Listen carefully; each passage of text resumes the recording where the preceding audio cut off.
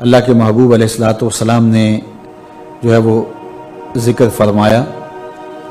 الا اخبرکم باہل الجنہ، میں تمہیں اہل جنت کے بارے میں خبر نہ دوں؟ تو ظاہر ہے صحابہ نے جھولیاں پھیلا دیں اور عرض گزار ہوئے کہ ضرور ارشاد فرمائیے، چونکہ ان کو یہ آرزو تھی کہ ہم اہل جنت سے ہو جائیں اور دوزخ سے اللہ کی پناہ مانگتے تھے۔ اور یہ بات ذہن میں رکھیے گا کہ دوزخ اللہ کی رضا کا مظہر ہے، جنت اللہ کی رضا کا مظہر ہے اور دوزخ اللہ کے قہر و غضب کا مظہر ہے۔ مطلب کیا؟ اللہ جس سے راضی ہوگا اس کو جنت عطا کرے گا اور جس سے ناراض ہوگا اس کو جہنم میں ڈال دے گا۔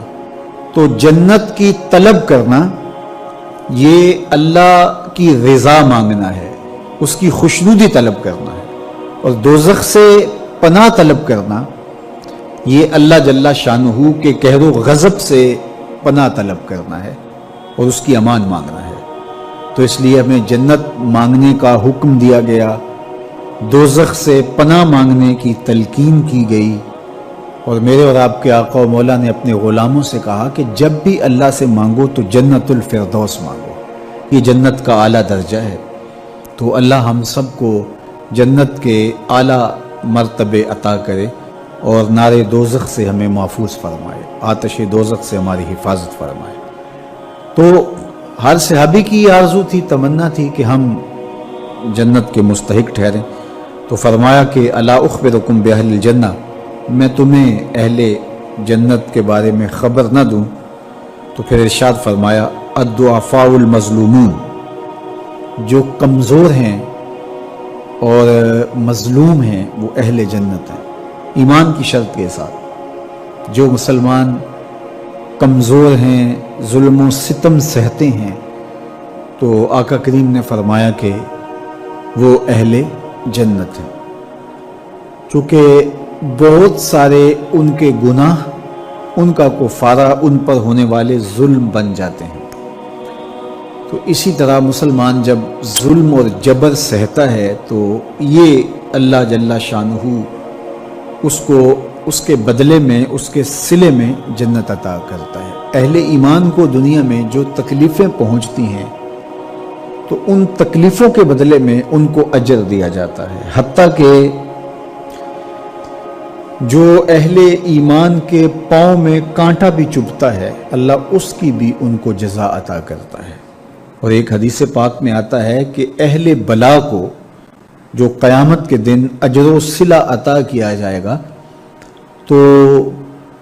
لوگ آرزو کریں گے کاش کہ ہماری کھال اور ہمارا جسم لوہے کی کینچیوں سے کاٹ دیا گیا ہوتا، تو آج جو صلہ اس کا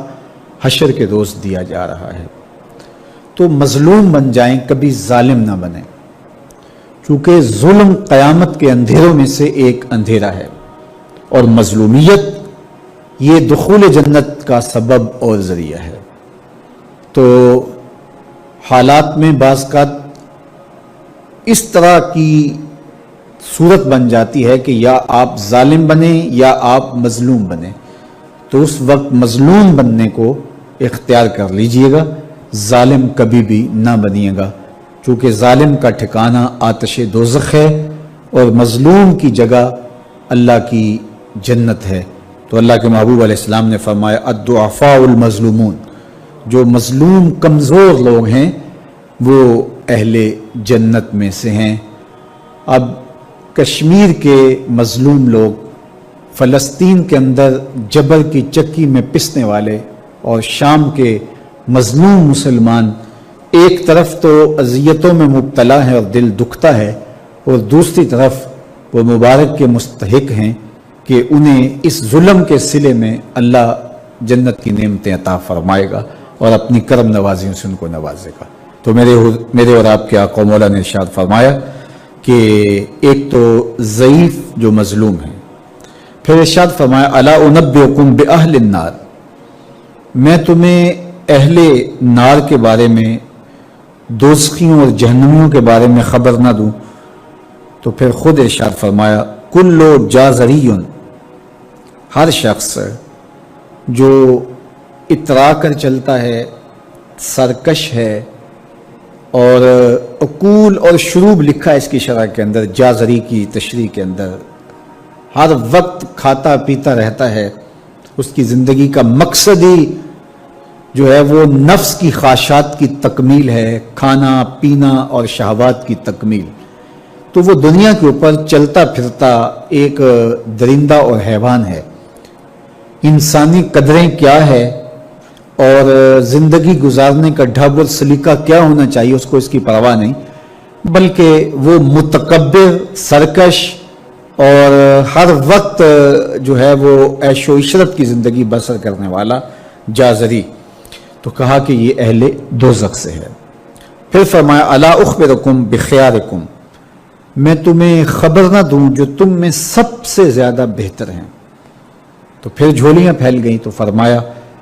کہ بخیارکم محاسنکم اخلاقاً، فرمایا کہ تم میں سے سب سے اچھے وہ ہیں کہ جو اچھے اخلاق کے حامل ہیں، جن کا خلق اچھا ہے، جن کے رویے خوبصورت ہیں، لوگوں سے جو اچھے انداز سے بات کرتے ہیں، اچھے انداز سے پیش آتے ہیں، اور ان کا طرز زندگی خوبصورت ہے۔ تو اچھے اخلاق کا حامل ہونا یہ اچھے ہونے کا ثبوت اور دلیل ہے۔ اور پھر آقا کریم علیہ السلام نے فرمایا الا انبئکم بشرارکم، میں تم میں سے جو شریر ترین لوگ ہیں ان کی خبر دوں، السرسارون المتشدقون المتفہقون، تین چیزیں حضور نے ارشاد فرمائی، سرسارون اور متشدقون۔ سرسارون ان کو کہتے ہیں کہ جو اپنی گفتگو کو کسی مجلس میں جب جائیں تو اس قدر وہ مجلس میں گفتگو کرنے لگ جاتے ہیں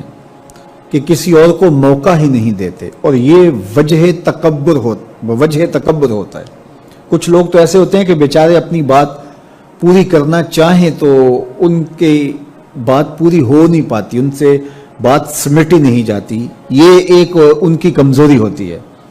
لیکن کچھ لوگ کبھی ادھر کی کبھی ادھر کی، کسی اور کو بولنے کا موقع ہی نہیں دیتے، تو وہ ہمیشہ بولتے رہتے ہیں، اور یہ تکبر کی وجہ سے جس طرح اپنے آپ کو عقل کل سمجھتے ہیں، اور ایسے لوگ آپ معاشرے میں دیکھتے ہیں۔ علماء نے کہا کہ اس سے وہ لوگ خارج ہیں کہ جن کو خاص طور پہ مدعو کیا گیا ہو کسی موضوع پہ بات کرنے کے لیے، اور سارے لوگ خاموش بیٹھ کے سنیں اور وہ بات کریں۔ تو کسی سے بوڑھا بزرگ تھا، کوئی دانشور تھا، اسی طرح علماء کو بلایا جاتا ہے تو ان کو کہا جاتا ہے ہمیں کوئی نصیحت کیجئے، تو وہ بات کرتے ہیں، تو لوگ از خود ان کو سننے کے لیے آمادہ ہوتے ہیں اور تیار ہو کے بیٹھے ہوتے ہیں، تو وہ آدھا گھنٹہ پونا گھنٹہ وہی بولتے رہتے ہیں۔ تو کہا اس میں وہ شامل نہیں ہے۔ یہ وہ لوگ ہیں کہ جب مجلس ہو رہی ہو تو سب لوگوں کو برابر بولنے کا حق ہوتا ہے، اور کچھ لوگ تکبر کی وجہ سے بولتے ہی رہتے ہیں، اور وہ سمجھتے ہیں کہ بس مجھے ہی حق ہے بولنے کا، اور وہ کسی کو موقع نہیں دیتے، اور کوئی بولے تو پھر اس کی بات کاٹ کے بولنے لگ جاتے ہیں۔ اور اسی طرح جو ہے جب بولتے ہیں متشد جو ہے وہ ان کا ایک وصف یہ بتایا گیا کہ المتشدقون المتفہقون، کہ وہ باتوں کو جو ہے وہ زبان کو منہ میں پھیر پھیر کے، ایک روایت میں آتا ہے جس طرح وہ گائے زبان منہ میں پھیرتی ہے، اس طرح وہ منہ میں زبان پھیر پھیر کے، لفظ تراش تراش کے، اور منہ کو ٹیڑھا ٹیڑھا کر کے بات کرتے ہیں، اور وہ مشکل سے مشکل لفظ بول کے، غریب سے غریب الفاظ، اجنبی الفاظ بول کر کے، اور اصطلاحات بول کر کے لوگوں پر اپنے علم کا، اپنی بلاغت کا روب جمانے کے چکر میں لگے رہتے ہیں۔ تو مقصود گفتگو سے معافی ضمیر کا اظہار ہے، کسی تک اپنی بات پہنچانا ہے۔ اگر کوئی شخص نکھری اور ستھری ہوئی زبان کا حامل ہو، وہ الگ بات ہے، ظاہر ہے وہ بولے گا تو اس کی گفتگو ہی خوبصورت ہوگی، اس میں اس کو تکلف نہیں کرنا پڑے گا، خود بخود الفاظ، تراکیب اس کے پیچھے بھاگتی رہیں گی اور وہ خوبصورت کلام کرنے کا عادی ہے اور وہ کرتا رہے گا. وہ تو ایک امر آخر ہے. لیکن یہاں وہ لوگ مراد ہیں کہ جو خام خواہ کا تکلف کرتے ہیں اور زبان کو بل دے دے کے اور منہ بگاڑ بگاڑ کے مشکل لفظ بول کے اصطلاحات بول کے لوگوں پر اپنے علم کا روب جمانے کے لیے کہ میں بڑا بلیغ ہوں اور بڑا فصیح ہوں